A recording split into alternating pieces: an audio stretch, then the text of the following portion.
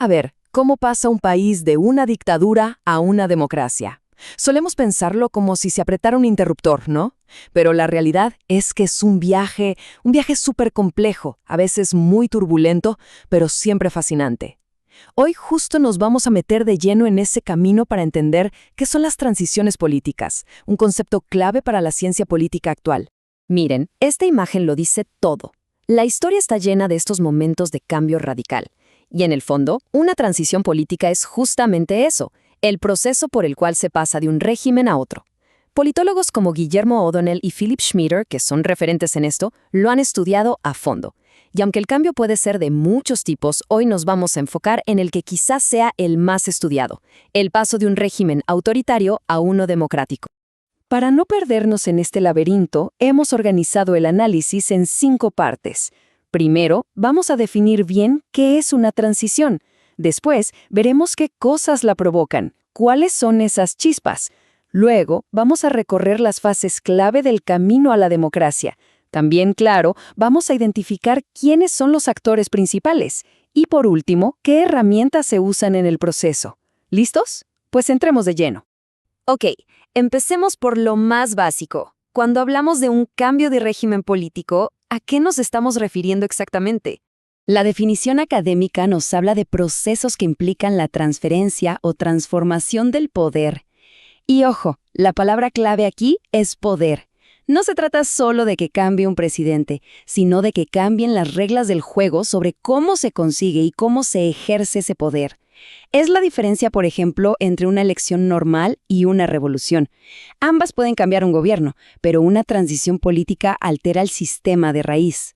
Y es súper importante entender que no hay un solo tipo de transición. Los expertos suelen hablar de al menos 4 grandes categorías. Está la democrática, que es en la que nos vamos a centrar, como la que vivió España tras el franquismo, la de posconflicto, que busca la paz después de una guerra, pensemos en Colombia, la constitucional, que lo que hace es reformar la ley fundamental, y la de poder, que es un simple cambio de liderazgo sin cambiar el sistema. Esta variedad nos muestra lo complejo que es el asunto. Una transición. Claro, no aparece de la nada. Siempre hay algo que la detona. Factores que, como decimos, encienden la mecha.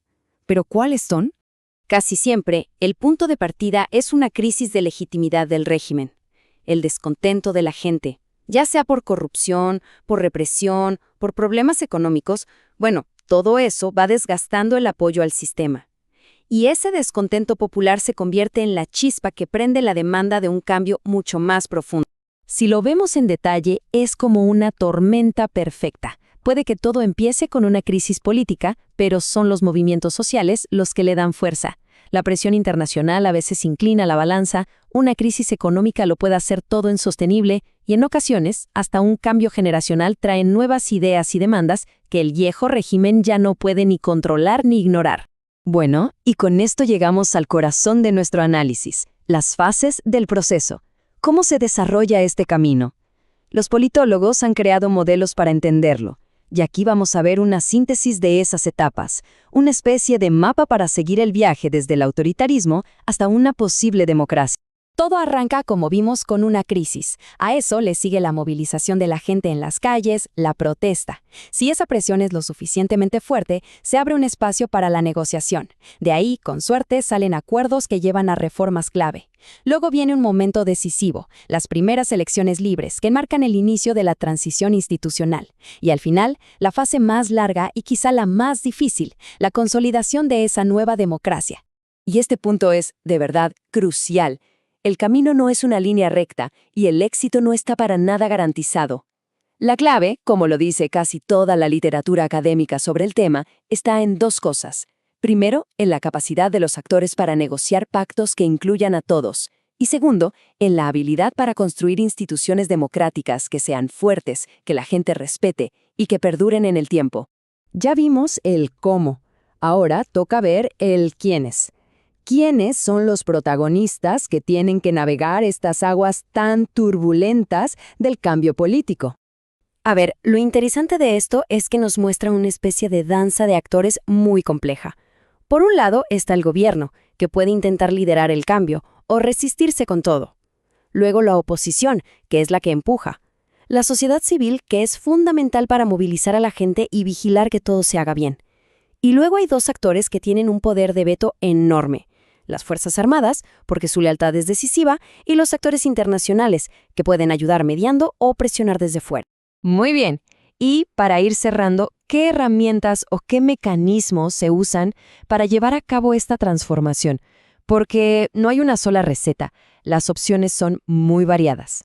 Básicamente, podemos hablar de dos grandes vías, casi opuestas. Por un lado están los mecanismos pacíficos o pactados, que se basan en el diálogo, las negociaciones, las elecciones, y por el otro están los mecanismos de ruptura, que implican un quiebre violento con el orden anterior, como las revoluciones o las insurrecciones. Pero además de esas dos grandes vías, hay toda una caja de herramientas adicional. La mediación internacional, por ejemplo, puede destrabar negociaciones. Una asamblea constituyente puede servir para reescribir las reglas del juego desde cero.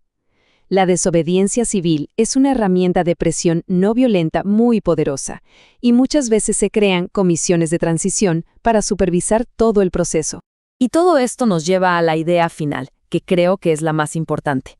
Lo que diferencia una transición exitosa de una que fracasa es entender esto. Celebrar elecciones libres no es el final del camino. Para nada. La consolidación democrática, o sea, que las instituciones y la cultura democrática echen raíces de verdad en la sociedad, es un proceso continuo. Es un trabajo que en realidad nunca termina. Así que, para cerrar, les dejo una pregunta para pensar. Si la consolidación es un proceso que nunca acaba, y si siempre hay nuevos desafíos como la polarización o la desinformación, ¿puede una democracia realmente dejar de estar, en cierto sentido, siempre en transición? Es una pregunta abierta, pero que define muchos de los debates más importantes que tenemos hoy sobre el futuro de la democracia en todo el mundo.